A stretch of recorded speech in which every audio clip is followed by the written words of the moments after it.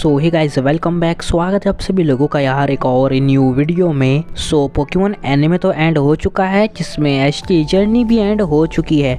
But क्या होता अगर ऐश की जर्नी अभी भी चलती, यानी कि वो अपनी जर्नी अभी भी कंटिन्यू कर रहा होता। सो स्वागत है आप सभी लोगों का पोकेमॉन की लास्ट जर्नीज की सीरीज में, जिसमें जो ऐश है वो अपनी जर्नी कंटिन्यू करने वाला है एंड काफी सारी कमाल की चीजें करने वाला है। एंड ये होने वाला है पोकेमॉन लास्ट जर्नीज सीरीज का एपिसोड नंबर 1। सो अगर आप लोगों को एपिसोड पसंद आता है तो लाइक जरूर से कर देना, इससे मोटिवेशन मिलता है। एंड अगर चैनल पर न्यू हो तो यार सब्सक्राइब भी कर देना, साथ ही साथ बेल आइकन को भी ऑल पे सेट कर देना। वेल कर लेते हैं हम एपिसोड को स्टार्ट।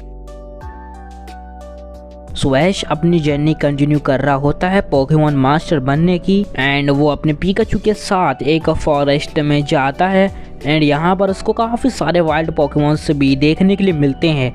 एंड यहाँ पर ऐश को एक वाटरफॉल देखने के लिए मिलती है, जहाँ पर काफ़ी सारे वाटर टाइप पोकेमॉन्स होते हैं। एंड तभी यहाँ पर एक gyarados जो कि काफ़ी ज़्यादा गुस्से में होता है, वो ऐश पर अटैक कर देता है। तभी यहाँ पर ऐश अपने ग्रेनिंजा को बाहर निकालता है एंड ग्रेनिंजा अपने वाटर शूरिकेन की मदद से उसके हाइड्रो पंप मूव को काउंटर कर देता है, यानी कि उससे ऐश को बचा लेता है। एंड तब यहाँ पर ऐश सोचता है कि क्यों ना एक gyarados कैच किया जाए, क्योंकि gyarados भी काफ़ी ज़्यादा पावरफुल वाटर टाइप पोकेमॉन है। एंड ग्रेनिंजा के बाद ऐश के पास ऐसा कुछ ज़्यादा पावरफुल पोकेमॉन नहीं है वाटर टाइपिंग में। तो यहाँ पर ऐश gyarados से बैटल करने लगता है अपने ग्रेनिंजा के साथ। gyarados यहाँ पर एक्वा टेल का यूज़ कर देता है, but Greninja double team move का यूज़ करके उसके अटैक से बच जाता है। एंड यहाँ पर कट मूव का यूज़ कर देता है, जो कि gyarados को काफ़ी ज़्यादा डैमेज देता है। तभी gyarados यहाँ पर वाटरफॉल मूव का यूज़ कर देता है एंड वाटरफॉल में काफ़ी ऊपर तक चला जाता है, क्योंकि यहाँ पर काफ़ी सारी वाटरफॉल्स होती हैं। तो ऐश यहाँ पर अपने ग्रेनिंजा को कमांड देता है कि तुम भी उसका पीछा करो। एंड gyarados अचानक से यहाँ पर बाइट मूव का यूज कर देता है ग्रेनिंजा के ऊपर, बट ग्रेनिंजा को इतना कुछ खास डैमेज नहीं पड़ता है। तभी ग्रेनिंजा यहाँ पर दोबारा से वाटर शूरिकेन का यूज कर देता है एंड यहाँ पर gyarados फेंट हो जाता है। इसके बाद ऐश अपनी पोकेबॉल फेंक कर यहाँ पर gyarados को कैच कर लेता है। तभी अचानक से यहाँ पर प्रोफेसर ओक का कॉल आता है ऐश के पास कि नज़दीकी सिटी में जल्द से जल्द पहुँचो।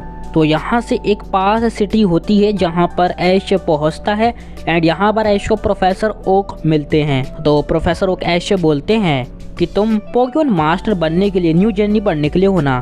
तो ऐश बोलता है हाँ बिल्कुल। तो प्रोफेसर ओक बोलते हैं क्या हो अगर मैं तुमसे बोलूँ कि अब तुम पोकेमॉन मास्टर जल्द से जल्द बन सकते हो। तो ऐश बोलता है क्या सच में? तो बताइए प्रोफेसर ओक मैं कैसे पोकेमॉन मास्टर बन सकता हूँ। तो प्रोफेसर ओक बोलते हैं कि यहाँ पर रेडिएंट नाम के एक रीजन में रेडिएंट लीग होने वाली है एंड उसमें तुमको पार्टिसिपेट करना है। इस रीजन में टोटल 12 जिम बैटल्स हैं, लेकिन ये नॉर्मल जिम नहीं है जो कि बाकी रीजन्स में होते हैं। यहाँ पर काफ़ी ज़्यादा पावरफुल रेडिएंट ट्रेनर्स हैं, जिनको हराने के बाद तुमको रेडिएंट बैज मिलेगा।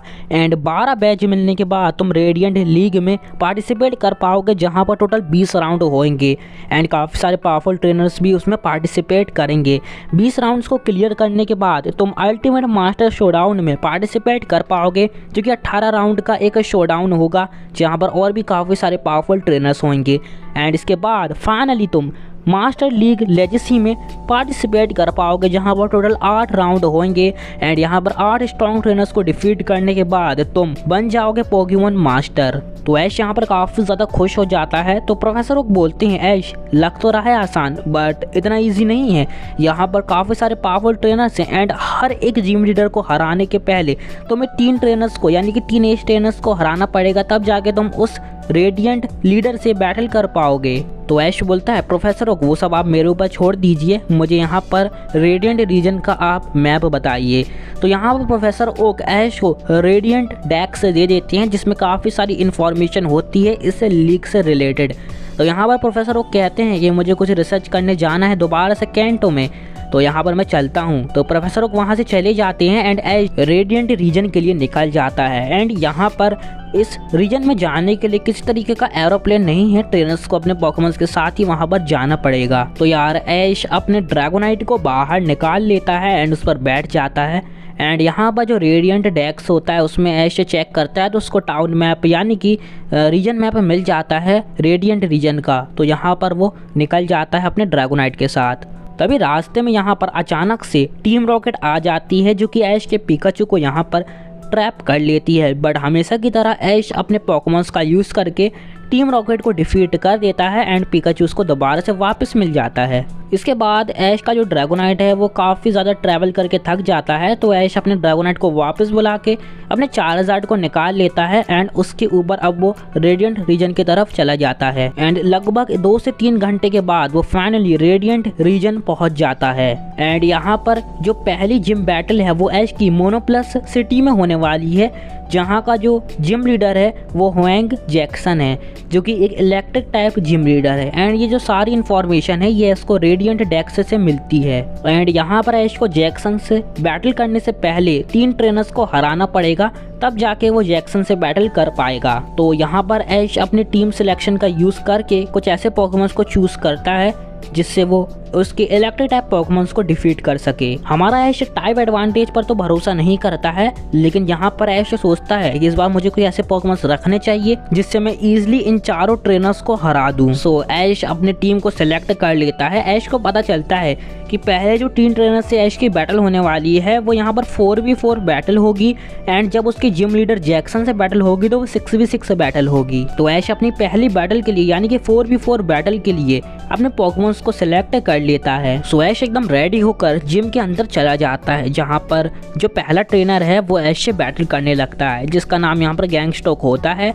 एंड वो कहता है कि अगर तुमको बाकी 2 ट्रेनर्स से बैटल करके जिम लीडर तक पहुंचना है तो पहले तुम्हें मेरे से बैटल करनी पड़ेगी। तो ऐश यहाँ पर गैंगस्टॉक से बैटल करने लगता है। गैंगस्टॉक अपना पहला पोकेमॉन निकालता है जो कि होता है उसका इलेक्ट्रोवायर। तो ऐश यहाँ पर थोड़ा शॉक होता है कि मतलब ऐसे ही ट्रेनर्स के पास इतने पावरफुल पोकेमॉन्स हैं तो जिम लीडर के पास कितने पावरफुल पोकेमॉन्स नहीं होंगे। वेल ऐश इन सब बातों को छोड़ के अपने पोकेमॉन को बाहर निकालता है। एंड इलेक्ट्रोवायर है तो ऐश अपने इन्फर्नेप को ही बाहर निकालेगा, तो ऐश अपने इन्फर्नेप को बाहर निकालता है। एंड यहाँ पर बैटल स्टार्ट हो जाती है। यहाँ पर जो गैंगस्टॉक है वो अपने इलेक्ट्रोवायर को कमांड देता है कि थंडर पंच का यूज़ करो, बट यहाँ पर ऐश का इन्फर्नेप उस अटैक से बच जाता है। एंड यहाँ पर एक पावरफुल फ्लेम थ्रोवर यूज़ कर देता है जो कि इलेक्ट्रोवायर को काफ़ी ज़्यादा डैमेज देता है एंड वो बर्न भी हो जाता है। इसका मतलब है कि इलेक्ट्रोवायर को अब थोड़ी थोड़ी देर में जो फायर है उसका डैमेज पड़ता रहेगा। तभी इलेक्ट्रोवायर यहाँ पर जंप करके इन्फर्नेप के पास पहुँच के उसको पकड़ लेता है एंड एक पावरफुल थंडर का यूज़ कर देता है, जिससे इन्फर्नेप को काफ़ी ज़्यादा डैमेज पड़ता है एंड इन्फर्नेप भी पैरालाइज हो जाता है। एंड इसके बाद इन्फर्नेप अपने मूव का यूज़ नहीं कर पाता है क्योंकि वो पैरालाइज होता है। एंड इसका फ़ायदा उठाते हुए जो इलेक्ट्रोवायर है वो थंडर फैंग का यूज़ कर देता है, जिससे इन्फर्नेप को काफ़ी ज़्यादा डैमेज पड़ता है। बट तभी ऐश के जो इन्फर्नेप की ब्लेज एबिलिटी है वो अनलॉक हो जाती है। एंड ऐश बोलता है चलो इन्फर्नेप इसको ख़त्म कर दो। एंड इन्फर्नेप अपने सिग्नेचर मूव यानी कि मेन मूव फ्लेयर ब्लेड्स का यूज़ कर देता है। एंड यहाँ पर जो इलेक्ट्रोवायर है वो थंडर बोल्ट का यूज़ कर देता है। दोनों ही अटैक्स एक दूसरे को लगते हैं एंड काफ़ी बड़ा ब्लास्ट हो जाता है। बट लास्ट में हमें देखने के लिए मिलता है कि इलेक्ट्रोवायर नीचे गिरकर फेंट हो चुका है एंड इन्फर्नेप जीत चुका है। तभी गैंगस्टॉक अपने सेकंड पोकेमॉन ज़ेप्स्टाइका को बाहर निकालता है, जो कि आकर यहाँ पर थंडर का यूज़ कर देता है इन्फर्नेप के ऊपर। वेल इन्फर्नेप यहाँ पर काफ़ी ज़्यादा वीक हो चुका था, तो यहाँ पर थंडर का उसके ऊपर काफ़ी ज़्यादा डैमेज पड़ता है एंड इन्फर्नेप हमारा फेंट हो जाता है। इसके बाद ऐश अपने होलूचा को बाहर निकालता है। तो गैंगस्टॉक यहाँ पर बोलता है कि तुम कितने नासमझ ट्रेनर हो, तुम यहाँ पर इलेक्ट्रिक टाइप के अगेंस्ट में एक फ्लैंग टाइप पोकेमॉन को बाहर निकाल रहे हो। तो ऐश बोलता है वो तो तुम्हारे पोकेमॉन्स को हराने के बाद तुमको पता चलेगा कि मैंने यहाँ पर होलूचा को क्यों बाहर निकाला है। वेल होलूचा आते ही साथ यहाँ पर एक पावरफुल हाई जंप किक का यूज़ कर देता है ज़ेप्स्टाइका के ऊपर एंड ज़ेप्स्टाइका को काफ़ी ज़्यादा डैमेज पड़ता है। बट यहाँ पर होलूचा अब अपने नेक्स्ट मूव का यूज़ नहीं कर सकता है, तो यहाँ पर ज़ेप्स्टाइका उसके ऊपर थंडर का यूज़ कर देता है, जिससे जो होलूचा है उसको काफ़ी ज़्यादा डैमेज पड़ता है बिकॉज वो एक फ्लैंग टाइप पोकेमॉन है। तभी ऐश बोलता है चलो होलूचा इसको एक ही बार में ख़त्म कर दो, सुपर पावर मूव का यूज़ करो, जो कि वो यूज़ कर देता है ज़ेप्स्टाइका के ऊपर। एंड ज़ेप्स्टाइका को काफ़ी ज़्यादा डैमेज पड़ता है एंड वो फेंट हो जाता है। तो यहाँ पर गैंगस्टॉक बोलता है क्या इतना पावरफुल होलूचा मैंने अभी तक नहीं देखा। तो ऐश बोलता है लो अब देख लो। तभी गैंगस्टॉक अपने थर्ड पोकेमॉन राइचू को बाहर निकालता है एंड यहाँ पर ऐश बोलता है होलूचा यहाँ पर बॉडी प्रेस का यूज कर दो, जो कि राइचू को ज्यादा कुछ डैमेज तो नहीं देता है बट यहाँ पर राइचू पैरालाइज भी हो जाता है। तभी राइचू यहाँ पर वोल्ट टैकल का यूज कर देता है। तो ऐश बोलता है क्या तुम्हारे राइचू के पास वोल्ट टैकल जैसे मूव्स हैं? तो यहाँ पर गैंगस्टॉक बोलता है हाँ बिल्कुल। तो वोल्ट टैकल यहाँ पर होलूचा को काफी ज्यादा डैमेज देता है एंड होलूचा यहाँ पर फेंट हो जाता है। तभी ऐश होलूचा से बोलता है होलूचा तुम काफी अच्छी तरीके से बैटल करे बट अब आराम करो। इसके बाद ऐश निकालता है अपने ग्रेनिंजा को। तो गैंगस्टॉक बोलता है तुमने दोबारा से ऐसे पोकेमॉन का यूज करा जो कि वीक है इलेक्ट्रिक टाइपिंग से, बट कोई ना मैं इसको ज़रूर से हराऊंगा। तो यहाँ पर जो राइचू है वो थंडरबोल्ट का यूज़ कर देता है बट ग्रेनिंजा उस अटैक से बच जाता है एंड कट मूव का यूज़ कर देता है जो कि राइचू को काफ़ी ज़्यादा डैमेज देता है। तब ये ऐसे बोलता है चलो इसको ख़त्म करने का समय आ चुका है, ग्रेनिंजा वाटर शूरिकेन का यूज़ कर दो, जो कि राइचू को काफ़ी ज़्यादा डैमेज देता है एंड राइचू फेंट हो जाता है। तो अभी गैंगस्टॉक अपने थर्ड पोकेमॉन को बाहर निकालता है जो कि होता है उसका अलोलन गोलेम, जो कि आते ही साथ एक पावरफुल डिस्चार्ज मूव का यूज़ कर देता है ग्रेनिंजा के ऊपर एंड ग्रेनिंजा को यहाँ पर काफ़ी ज़्यादा डैमेज पड़ता है बट वो स्टिल खड़ा होता है। तब यहाँ पर ऐश बोलता है तुमने ये चीज़ कभी देखी है एंड वो अपनी ग्रेनिंजा को बॉन्ड इवॉल्व कर देता है एंड हमें ऐश ग्रेनिंजा देखने के लिए मिलता है। तो गैंगस्टॉक बोलता है ये कैसा फॉर्म है? तो ऐश बोलता है ये मेरे ग्रेनिंजा का स्पेशल फॉर्म है। तभी गैंगस्टॉक यहाँ पर बोलता है तुम्हें क्या लगा मुझे तुम डरा दोगे? तो यहाँ पर गैंगस्टॉक अपने गोलेम को कमांड देता है और कहता है यूज़ करो दोबारा से डिस्चार्ज का, बट ग्रेनिंजा इस बार उस अटैक से बच जाता है एंड अपना वाटर बस्ट शूरिकेन यानी कि जायंट शूरिकेन का यूज़ कर देता है गोलेम के ऊपर एंड यहाँ पर जो गोलेम है वो फेंट हो जाता है एंड ऐश यहाँ पर जीत जाता है, यानी कि यहाँ पर उसने गैंगस्टॉक को डिफीट कर दिया है। एंड यहाँ पर गैंगस्टॉक ऐश से बोलता है तुम काफ़ी ज़्यादा पावरफुल ट्रेनर हो बट हमारे जो जिम लीडर हैं वो काफ़ी ज़्यादा पावरफुल हैं एंड उनके पास 3 लेजेंडरी पोकेमॉन्स हैं, तो तुम्हें भी कोई ना कोई लेजेंडरी पोकेमॉन अपने साथ ले जाना पड़ेगा उनसे बैटल करने के लिए। एंड यहाँ पर वो ऐसे हाथ मिलाता है। तभी ऐश अगली बैटल के लिए रेडी हो जाता है एंड अपने पोकेमॉन्स को सिलेक्ट कर लेता है। तो आर्लो ऐश से बोलता है कि तुमने गैंगस्टॉक को तो हरा दिया बट तुम मुझे इतने इजीली नहीं हरा पाओगे। तो ऐश बोलता है ये बात गैंगस्टॉक ने भी मेरे से बोली थी एंड अब तुम रिजल्ट देख सकते हो। तो आर्लो ऐश से बोलता है कि बातें तो अच्छी कर लेते हो बट तुम्हारी बैटल देखते हैं कि तुम कितनी अच्छी कर सकते हो। इसके बाद ऐश की बैटल स्टार्ट हो जाती है आर्लो के साथ। तभी आर्लो अपने मैनेक्ट्रिक पोकेमॉन को बाहर निकालता है जिसके अगेंस्ट में ऐश अपने स्नोलैक्स पोकेमॉन को बाहर निकालता है एंड बैटल स्टार्ट हो जाती है।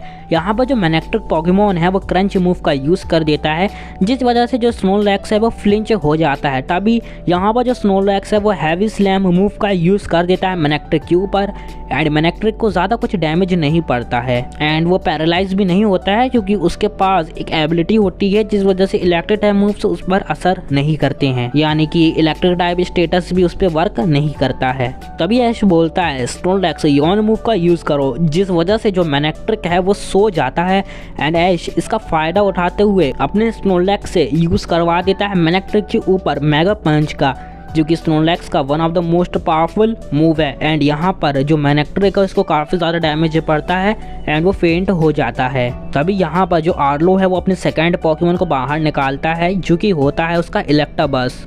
तभी यहाँ पर इलेक्टाबस आते ही साथ एक पावरफुल ब्रिक ब्रेक मूव का यूज़ कर देता है जो कि स्नोलैक्स को काफ़ी ज़्यादा डैमेज देता है। तभी ऐश का स्नोलैक्स दोबारा से यॉन मूव का यूज़ करता है बट इस बार जो इलेक्टाबस है वो उसके अटैक से बच जाता है एंड एक पावरफुल डायनामिक पंच का यूज़ कर देता है जिससे जो स्नोलैक्स है वो फेंट हो जाता है। तभी ऐश अपने सेकेंड पोकेमॉन को बाहर निकालता है जो कि होता है उसका ड्रैकोविश। ड्रैकोविश आते ही साथ एक पावरफुल ड्रैगन ड्राइव मूव का यूज़ कर देता है एंड यहाँ पर जो इलेक्टाबस उसको काफ़ी ज़्यादा डैमेज पड़ता है बट इलेक्टाबस जैसे जैसे वहाँ पर खड़ा होता है। इसके बाद जो इलेक्टाबस है वो एक पावरफुल डिस्चार्ज मूव का यूज़ कर देता है ड्रैकोविश के ऊपर एंड ड्रैकोविश को काफ़ी ज़्यादा डैमेज पड़ता है कॉज वो एक वाटर टाइप पोकेमॉन है। इसके बाद यहाँ पर जो ड्रैकोविश है वो एक पावरफुल हाइड्रो पंप मूव का यूज़ कर देता है इलेक्टाबस के ऊपर बट इलेक्टाबस उस अटैक से बच जाता है एंड डिस्चार्ज मूव का यूज़ कर देता है ड्रैकोविश के ऊपर एंड ड्रैकोविश को दोबारा से काफ़ी ज़्यादा डैमेज पड़ता है बट वो स्टिल खड़ा होता है। इसके बाद ऐश बोलता है चलो इसको ख़त्म करने का समय आ चुका है। ड्रैको विश अपनी पूरी पावर से एक पावरफुल ड्रैगन पल्स का यूज़ करो।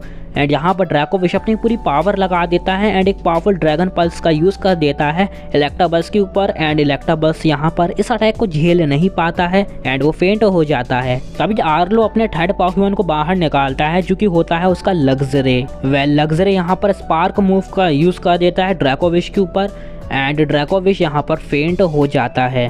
इसके बाद ऐश अपने सरफेज पॉकीमॉन को बाहर निकालता है तो यहाँ पर जो लग्जरे है वो वाइल्ड चार्ज मूव का यूज़ कर देता है सरफेज के ऊपर, बट सरफेज यहाँ पर उस अटैक से बच जाता है एंड एक फ्यूरी कटर मूव यूज़ कर देता है लग्जरे के ऊपर एंड लग्जरे को काफ़ी ज़्यादा डैमेज पड़ता है। इसके बाद ऐश बोलता है लग्जरे के ऊपर अपनी पूरी पावर से स्टार असॉल्ट मूव का यूज़ कर दो, जो कि सरफेज का काफ़ी ज़्यादा पावरफुल मूव होता है, जो कि यहाँ पर सक्सेसफुली हिट कर देता है लग्जरे को एंड लग्जरे यहाँ पर फेंट हो जाता है। ऐसा इसको लगता है, बट लग्जरे यहाँ पर दोबारा से खड़ा हो जाता है एंड यहाँ पर वो स्पार्क का यूज़ कर देता है जिससे जो सरफेज है वो पैरालाइज हो जाता है एंड यहाँ पर जो लग्जरे है वो वाइल्ड चार्ज का यूज़ कर देता है जो कि सरफेज को काफ़ी ज़्यादा डैमेज देता है। तभी ऐश बोलता है स्टार असॉल्ट से ख़त्म कर दो एंड सरफेज यहाँ पर एक पावरफुल स्टार असॉल्ट मूव का यूज़ कर देता है लग्जरे के ऊपर एंड लग्जरे यहाँ पर इस अटैक को नहीं झेल पाता है एंड वो फेंट हो जाता है। तभी आर्लो बोलता है ऐश तुम काफ़ी ज़्यादा पावरफुल ट्रेनर्स हो, मुझे लगा नहीं था कि तुम इतने पावरफुल हो, बट इसको हरा के दिखाओ। एंड आर्लो यहाँ पर एम्फरोस पॉकीमॉन को बाहर निकालता है एंड यहाँ पर आर्लो बोलता है कि तुम मेरे एम्फरोस को नहीं हरा पाओगे क्योंकि ये काफ़ी ज़्यादा पावरफुल पॉकीमॉन है एंड ये मेरा मेन पॉकीमॉन है जिसके साथ मैंने काफ़ी ज़्यादा ट्रेनिंग कर रखी है। तो ऐश बोलता है तुम भी मेरे लास्ट पॉकीमॉन को नहीं हरा पाओगे। इसके बाद बैटल कंटिन्यू होती है। एम्फरोस यहाँ पर ड्रैगन पल्स का यूज़ कर देता है सरफेज के ऊपर, बट सरफेज अपने शील्ड के ऊपर लैंड करते हुए उस अटैक से बच जाता है एंड ब्रेक मूव का यूज़ कर देता है एम्फरोस के ऊपर, बट एम्फरोस यहाँ पर उस अटैक से बच जाता है एंड एक थंडर पंच का यूज़ कर देता है सरफेज के ऊपर जिससे जो सरफेज है वो फेंट हो जाता है। तभी ऐश बोलता है सरफेज तुमने काफ़ी अच्छी बैटल करी एंड तुम्हारी वजह से मैं यहाँ तक पहुँच चुका हूँ, बट कोई ना, थैंक यू बैटल करने के लिए। एंड यहाँ पर ऐश भी अपने लास्ट पॉकीमॉन को बाहर निकालता है जो कि होता है उसका चार्जार्ड। तो यहाँ पर जो आर्लो है वो बोलता है इंटरेस्टिंग, तुम्हारे चार्जार्ड से बैटल करके काफ़ी ज़्यादा मज़ा आएगा, बट तुम्हें कुछ दिखाना चाहता हूँ। एंड आर्लो अपने एम्फरोस को मेगा इवॉल्व कर देता है मेगा एम्फरोस में। तो हमारा ऐश भी कहाँ पीछे हटेगा, वो भी अपने चार्जार्ड को मेगा इवॉल्व कर देता है मेगा चार्जार्ड एक्स में। वेल हमें एक शॉर्ट रिकैप देखने के लिए मिलता है कि न्यू जर्नी पर आने से पहले ऐश लियोन के साथ रीमैच करता है, यानी कि 1v1 बैटल करता है उसके चार्जार्ड के साथ अपने चार्जार्ड की, बट यहाँ पर ये जो मैच है वो टाई हो जाता है। तो यहाँ पर जो लियोन है वो ऐश के चार्जार्ड को मेगा चार्जार्ड एक्स का स्टोन देता है एंड इसी वजह से ऐश के पास मेगा चार्जार्ड एक्स आया है एंड ऐश ने पहली बार मेगा चार्जार्ड एक्स का यूज़ करा है। एंड यहाँ पर मेगा एम्फरोस अपने पूरी पावर से ड्रैगन पल्स का यूज़ कर देता है एंड ऐश का जो मेगा चार्जार्ड एक्स है वो भी यहाँ पर ड्रैगन पल्स का यूज़ कर देता है। दोनों के ही अटैक्स एक दूसरे को लगते हैं एंड एक काफ़ी बड़ा एक्सप्लोजन हो जाता है। इसके बाद आर्लो बोलता है मेगा एम्फरोस थंडर का यूज़ करो और ऐश बोलता है mega Charizard X flare blades का यूज़ करो, बट यहाँ पर मेगा एम्फरोस फ्लेयर ब्लेड से बच जाता है एंड मेगा चार्जार्ड एक्स के ऊपर थंडर का यूज़ कर देता है जिससे जो मेगा चार्जार्ड एक्स को काफ़ी ज़्यादा डैमेज पड़ता है। तभी ऐश बोलता है मेगा चार्जार्ड एक्स एक पावरफुल फ्लेम थ्रोवर का यूज़ करो। तो यहाँ पर मेगा चार्जार्ड एक्स एक पावरफुल फ्लेम थ्रोवर का यूज़ कर देता है एम्फरोस के ऊपर जिससे जो एम्फरोस है वो बर्न हो जाता है। तभी आर्लो बोलता है तुम अपने चार्जार्ड से मेरे को नहीं डरा सकते, मेगा एम्फरोस वोल्ट टैकल का यूज़ कर दो। एंड यहाँ पर मेगा एम्फरोस की स्पीड काफ़ी ज़्यादा होती है एंड वो कब मेगा चार्जार्ड एक्स के पास आ जाता है वोल्ट टैकल करके ऐश को पता ही नहीं चलता है एंड यहाँ पर मेगा चार्जार्ड एक्स पैरालाइज हो जाता है। तभी यहाँ पर ऐश पैरालाइज हील का यूज़ कर देता है मेगा चार्जार्ड एक्स के ऊपर एंड यहाँ पर मेगा चार्जार्ड एक्स रिकवर हो जाता है। तभी यहाँ पर जो मेगा एम्फरोस है वो यहाँ पर अर्थ क्विक मूव का यूज़ कर देता है। तभी ऐश बोलता है एक इलेक्ट्रिक टाइप पॉकीमॉन से तुम अर्थ क्विक जैसे ग्राउंड मूव का कैसे यूज़ कर सकते हो। तो यहाँ पर आर्लो बोलता है इसी वजह से ये मेरा मेन पॉकीमॉन है क्योंकि मैंने इसको ऐसे ऐसे मूव से सिखा रखे हैं जिसको देखकर तुम विश्वास ही नहीं करोगे। तभी यहाँ पर ऐश बोलता है कोई बात नहीं, mega Charizard X power up punch का यूज़ कर दो जो कि हमने कोरिना के मेगा लुकारियो से बैटल करके सीखा है। एंड यहाँ पर पावर अप पंच काफ़ी ज़्यादा डैमेज देता है मेगा एम्फ्रॉस को। बट दोनों ही पोकेमॉन हार नहीं मान रहे थे, दोनों ही पोकेमॉन सामने सामने खड़े थे। तब आर्डर बोलता है क्या कहते हो ऐश, इस बैटल को यहीं पर ख़त्म करें। तो ऐश बोलता है बिल्कुल।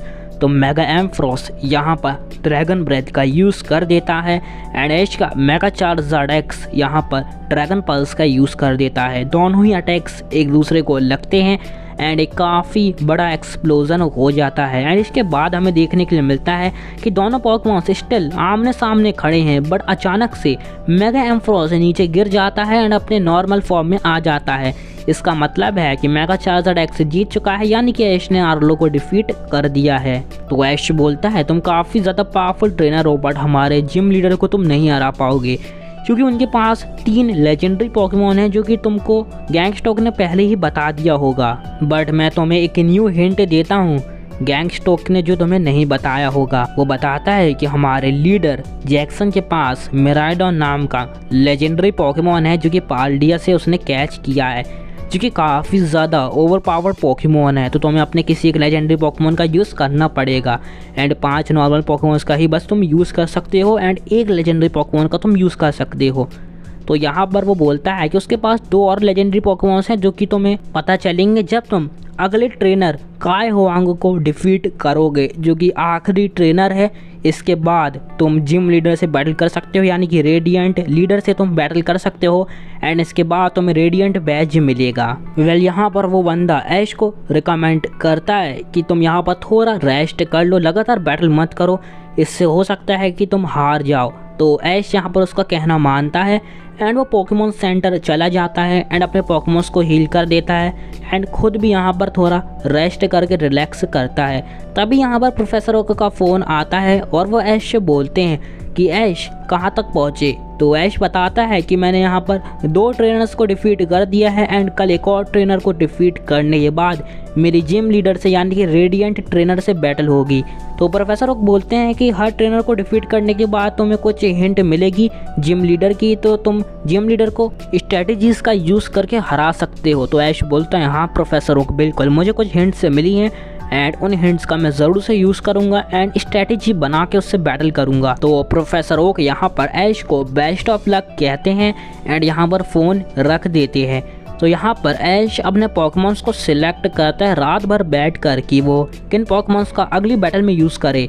तो यहाँ पर वो फाइनली थोड़ी देर बाद पोकेमॉन्स को सिलेक्ट कर लेता है एंड प्रोफेसर ओक से पीसी पर वो अपने पोकेमॉन्स को बुलवा लेता है एंड यहाँ पर वो थोड़े बहुत पोकेमॉन्स के साथ रात ही में बाहर जाकर ट्रेनिंग करने लगता है एंड थोड़ी बहुत ट्रेनिंग करने के बाद वो फाइनली वापस आकर सो जाता है एंड अगले दिन वो दोबारा से जिम में चला जाता है एंड यहाँ पर अब उसकी बैटल होने वाली है काय हुआंग के साथ, जो कि काफ़ी ज़्यादा पावरफुल ट्रेनर है एंड इसको हराने के बाद जो ऐश की बैटल है वो जिम लीडर से यानी कि रेडिएंट लीडर से होने वाली है, जिससे उसको रेडिएंट बैज मिलेगा।